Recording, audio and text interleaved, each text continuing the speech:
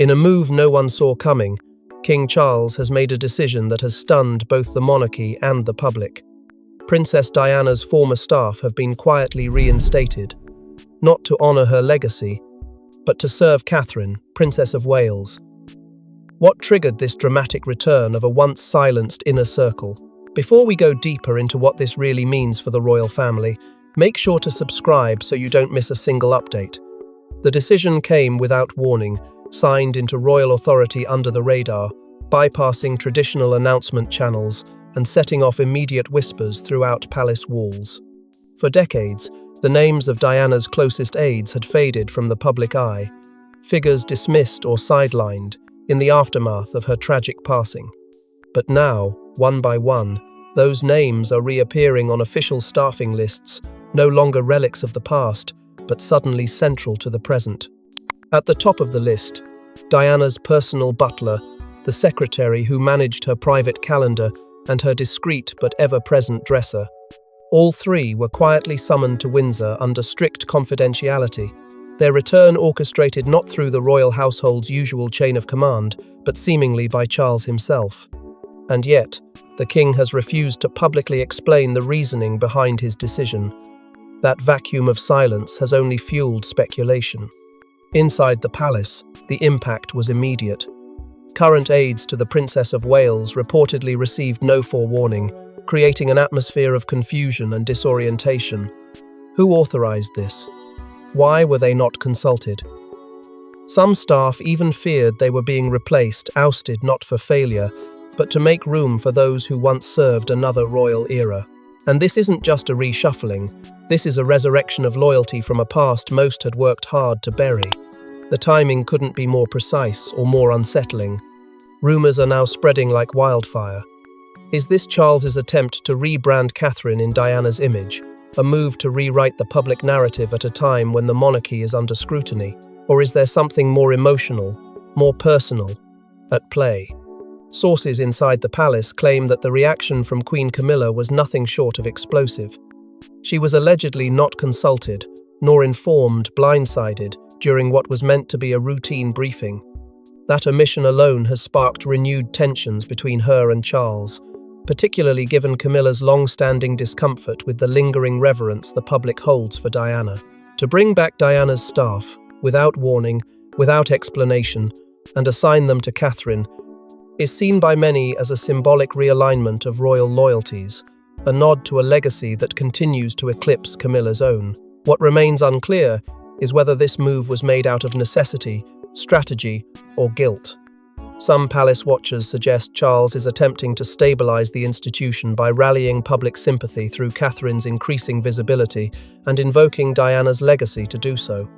Others believe the king may be trying to protect Catherine from internal forces he no longer trusts, using the people who once protected Diana as shields against modern betrayal. One thing is certain. This is not a ceremonial gesture. This is calculated, deliberate, loaded with meaning. The return of these individuals reopens old wounds, restores old allegiances, and risks triggering a wave of old rivalries that never truly died. But the question haunting every corner of the palace is simple: why now? And why Catherine? Catherine had long played the role of graceful heir to the throne consort, but palace insiders now suggest she may have orchestrated the quiet return of Diana's loyalists herself, and with a reason more personal than political.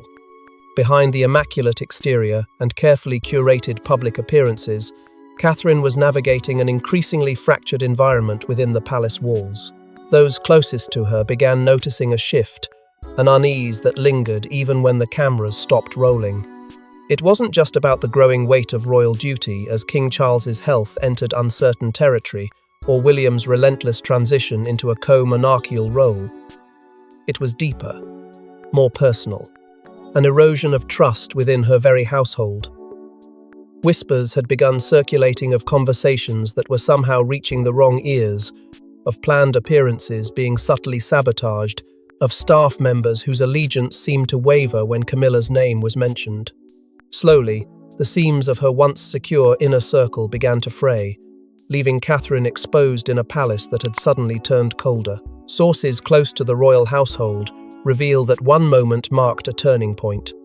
A private, heated exchange between Catherine and a senior aide ended with doors slammed, and tears shed a breakdown so severe that for a moment, Catherine reportedly questioned whether she was truly safe within the walls meant to protect her. In that vulnerable silence, a decision began to form. Not out of strategy, but survival. It was then that Catherine turned not to her existing advisors, but directly to the one person she believed could understand the stakes without needing explanation, King Charles. She didn't ask for an investigation, nor demand retribution. What she asked for was discretion, loyalty, and a team she could truly trust. A team that had once stood by Diana in her loneliest battles. A team that had witnessed betrayal before and knew exactly how to spot it. The move, insiders say, was not impulsive. It was Catherine's quiet power play, masked under the language of support and transition readiness. Officially, the return of Diana's former staff was framed as a necessity to reinforce the Princess of Wales's growing public role. But in hushed tones, it became clear this was no mere adjustment, it was a reclamation. A message to those who had begun to underestimate her resolve. The individuals being brought back weren't just former aides. They were sentinels of a legacy Catherine was now drawing strength from. But not everyone saw this as a protective gesture. Those within Camilla's orbit reportedly viewed it as an act of war. An assertion that Catherine, like Diana before her, would not remain silent while palace forces attempted to chip away at her from within. Yet even as Catherine begins to rebuild her fortress with faces from the past, palace veterans warn that this strategy comes with heavy consequences. These returning staff members carry more than experience, they carry stories. Some whispered, some sealed, some long buried for the sake of royal stability. Bringing them back into the heart of power risks unlocking truths long suppressed. And with every quiet step they take into Catherine's new world, they bring with them the weight of memories that could shake the foundations of the monarchy itself. But loyalty always has a price, and these returning aides carry memories buried deeper than the crown once unearthed. They were there through the darkest hours of Diana's life. Now they return, older, wiser, and unwilling to forget the secrets they swore never to speak. But will they stay silent this time? The atmosphere inside Kensington Palace shifted the moment they walked through the doors. For some, it was like stepping back into a chapter of history the monarchy had desperately tried to close. But for Catherine, it was something entirely different, an act of quiet defiance, of aligning herself not with the present guard, but with the memory of a woman whose shadow still looms large over the monarchy. The reunion was not a formality, it was personal. Paul Burrell, once Diana's fiercely loyal butler, arrived with solemn grace. Alongside him came Diana's former dresser, eyes brimming with unspoken memories, and her private nurse whose hands had once trembled, holding letters no one else was meant to read. These weren't just employees, they were witnesses, and now they were back, not to retell old stories, but to ensure those stories didn't repeat themselves. The meeting, reportedly held in one of the oldest wings of the palace, was intimate and guarded. And yet, something profound unfolded. As the aides shared fragmented recollections, quiet moments with Diana behind closed doors, late-night conversations filled with fear and expressions of worry over those she couldn't trust, Catherine sat motionless, absorbing every word, but one recollection struck a nerve. It was Diana's repeated fear, relayed through tearful whispers, that the institution itself would one day turn on those who were too loved, too independent, too visible. The same fear, eerily mirrored in Catherine's recent isolation. According to a royal insider, Catherine's composure cracked only once when the private nurse described Diana's final days and her desperate wish for someone to protect the next woman they try to break. Burrell's voice reportedly cut through the emotion with a chilling calm. History is repeating itself. But not this time, he said, looking directly at Catherine. That single line has since echoed within royal circles, interpreted by many as a subtle declaration of war against the very system that once failed Diana. And it wasn't just words that haunted the air, it was legacy. At Catherine's request, Diana's old jewelry chambers were reopened for the first time in decades. The staff stood still as she entered, the room untouched, sealed by time and emotion. For Catherine, it wasn't about wealth or symbolism. It was about reclaiming something stolen. Stability, security, strength, and most importantly, truth. But the deeper these former aides stepped into their old roles, the more they began to reveal details Catherine had never been told, warnings she had never received, and alliances that still lurked within palace walls. Each revelation peeled back a layer of the carefully crafted royal illusion, forcing Catherine to see the crown not as a shield, but as a burden that once crushed the very woman she was now being asked to emulate. And while she had once believed her greatest threats were external, it became increasingly clear that the real danger might come from those closest to her. What Catherine learns next will not only shake her, but might force her to confront the one person she never thought she'd challenge. When Queen Camilla learned of the reinstatement, sources say her fury was unlike anything the staff had ever witnessed. For her, this wasn't about Catherine. It was about Diana's ghost, rising and reclaiming power. What began as a subtle realignment inside the royal household quickly erupted into an invisible war behind palace walls. Camilla, who had spent decades clawing her way into public acceptance and royal authority, now found herself staring down a haunting resurgence, one she believed had been buried with Diana, never to return. But the return of Diana's staff wasn't just personnel. To Camilla, it was an unmistakable signal. The legacy she had fought to overwrite was not only being remembered, it was being reinstalled, and this time, it was happening right under her nose. According to palace insiders, Camilla confronted King Charles behind closed doors, her voice reportedly shaking with rage as she demanded to know, "How dare you bring her back?" That phrase, now echoing through the corridors, wasn't about Catherine. It was about Diana. Her presence, her power, her myth. The confrontation didn't end with words. It set off a ripple effect that sent shockwaves through every department. Camilla's inner circle, long accused of consolidating quiet influence, began strategizing immediately. What began as whispers soon turned into planned countermeasures, reasserting control over public engagements, quietly replacing certain media liaisons, and pushing for renewed emphasis on the Queen's own charitable agenda. But the friction didn't go unnoticed.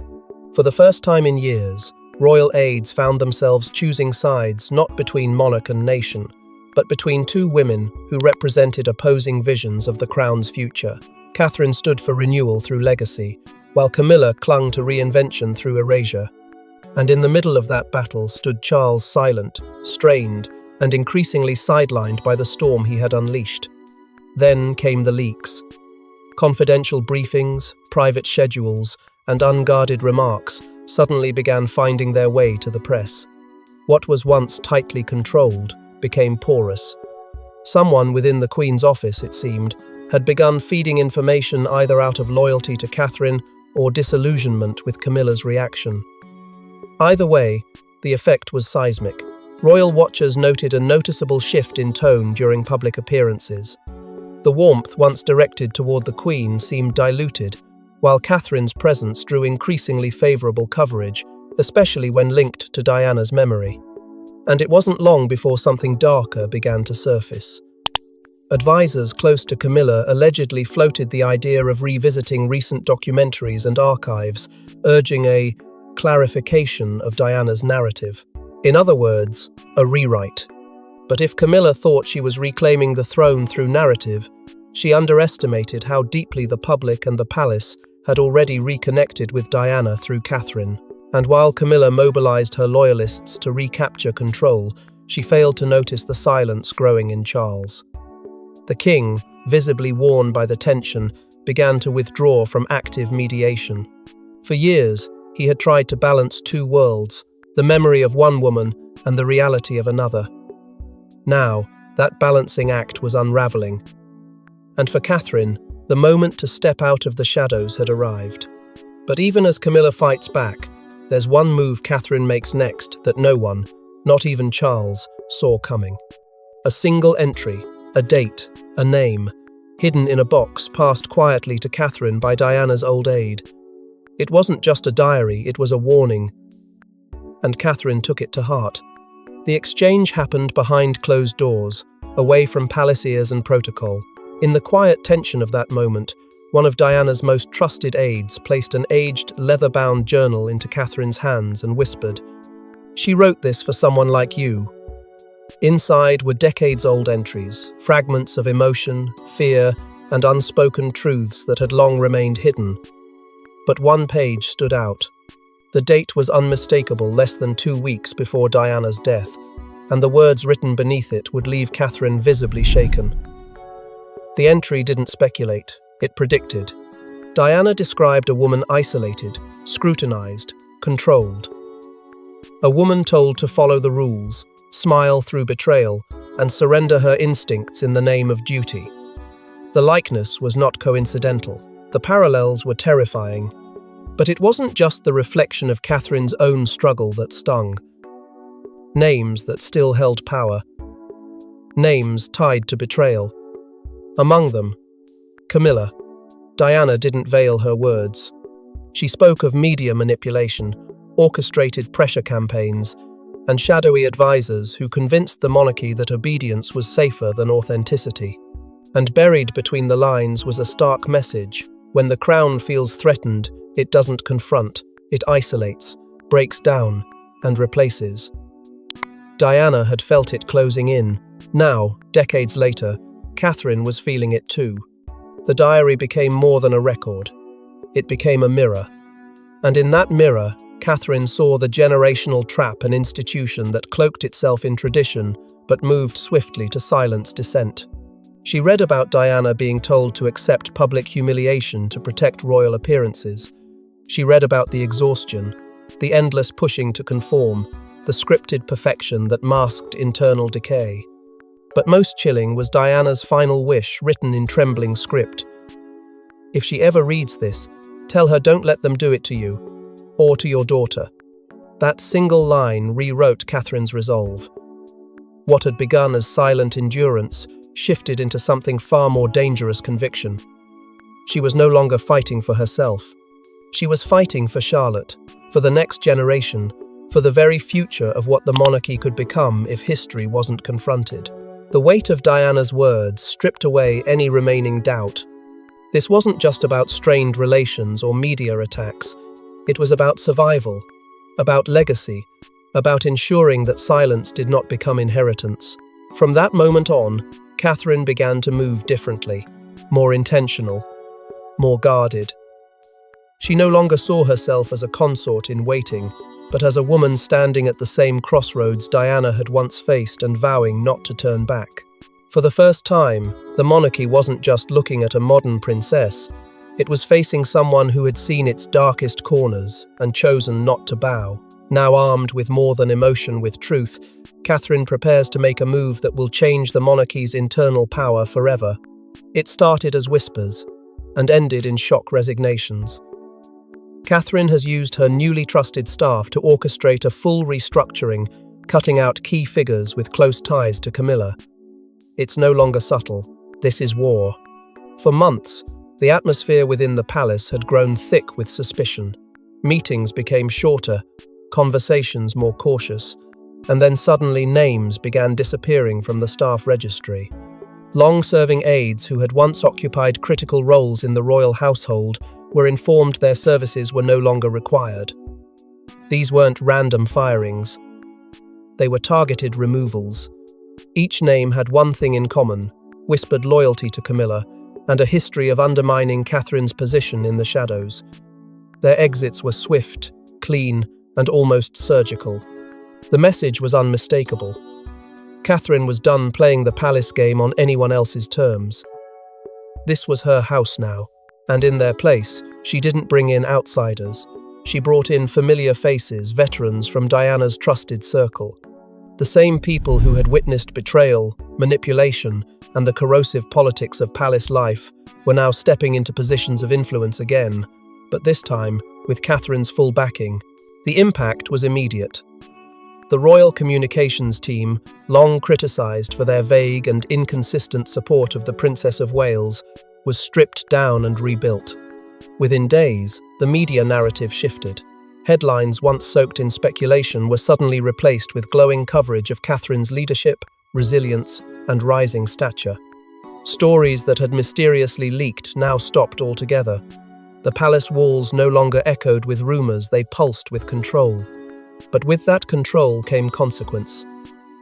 King Charles, already worn from the battles between Catherine and Camilla, now found himself caught in a storm of allegiance.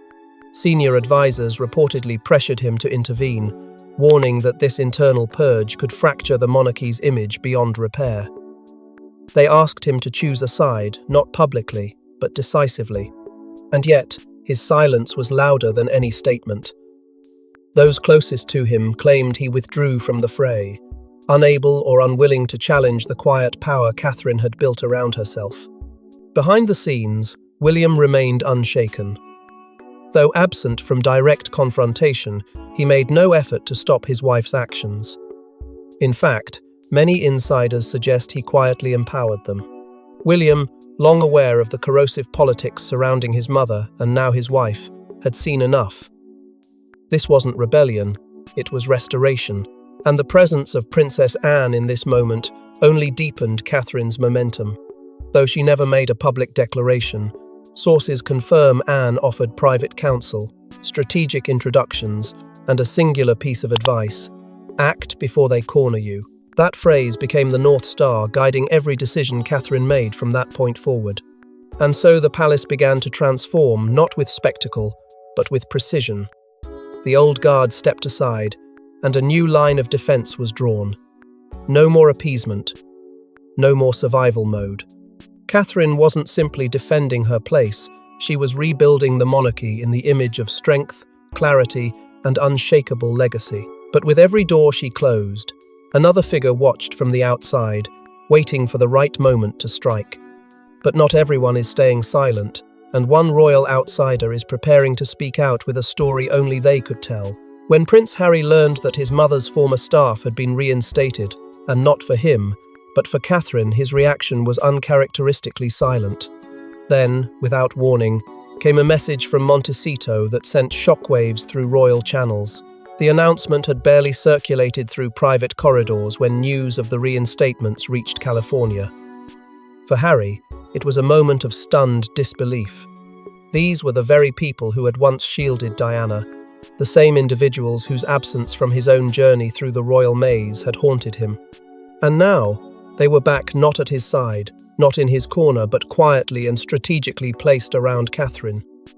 The symbolism wasn't lost on him. The staff who had held Diana's hand in the shadows were now holding up another woman entirely. And it wasn't Meghan. It wasn't him. It was Catherine. Those closest to Harry said his mood shifted instantly. He didn't speak for days. Then, he sent a private message to William, short, direct, and deliberately loaded, but it was never answered. What exactly the message contained remains a tightly guarded secret, but the fallout was immediate. Meghan, always attuned to the palace's subtle power plays, reportedly saw the move as strategic emotional warfare, a reactivation of Diana's legacy that excluded her husband entirely. Behind closed doors, tensions soared. Conversations in Montecito turned to what-ifs and what-nows. And then Harry did something few expected. He reached out directly to Catherine. Not through a staff member, not through official channels. He sent the message himself, a rare gesture that insiders still debate. Was it a plea to be included, or a veiled warning that he knew more than anyone else in that palace could ever guess? The palace, already struggling to manage the escalating divide between Camilla and Catherine, now found itself on the verge of another front. Damage control meetings were hastily called. Communications teams scrambled to draft contingency statements should Harry go public.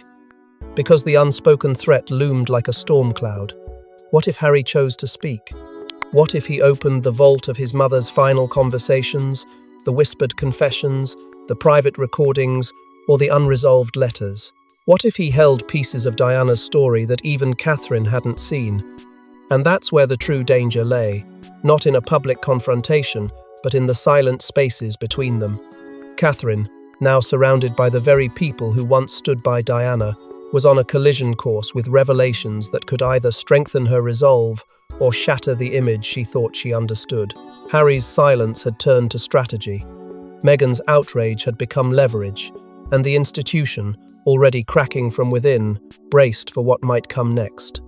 Because for the first time since Diana's death, the past wasn't just haunting the present, it was preparing to speak through her son. But it's not just Harry watching from afar.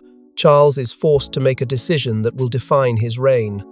King Charles has always walked the line between duty and guilt, but now, with the shadows of the past returning and the present in turmoil, he does something unthinkable. He breaks silence and tradition to speak publicly about Diana. It was a moment no one in the monarchy had prepared for. After years of guarded diplomacy and calculated silence, King Charles stepped before the cameras with a message that bypassed the usual scripts. His tone was somber, his words deliberate.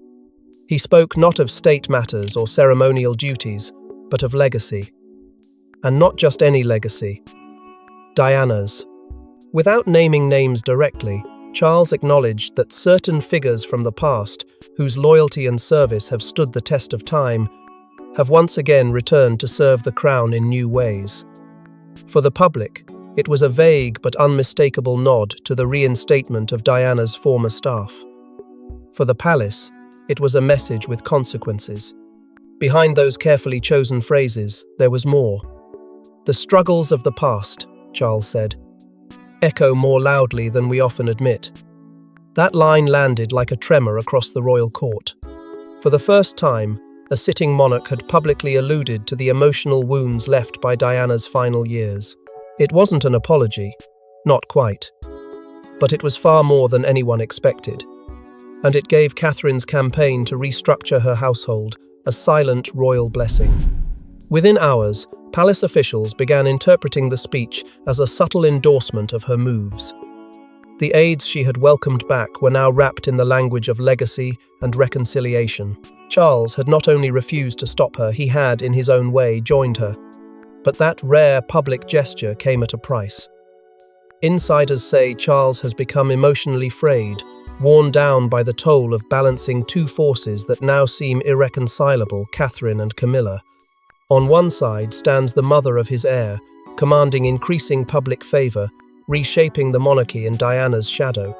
On the other, his queen consort, who has invested decades into legitimizing her position, now watching that legitimacy slowly erode with every subtle shift in narrative.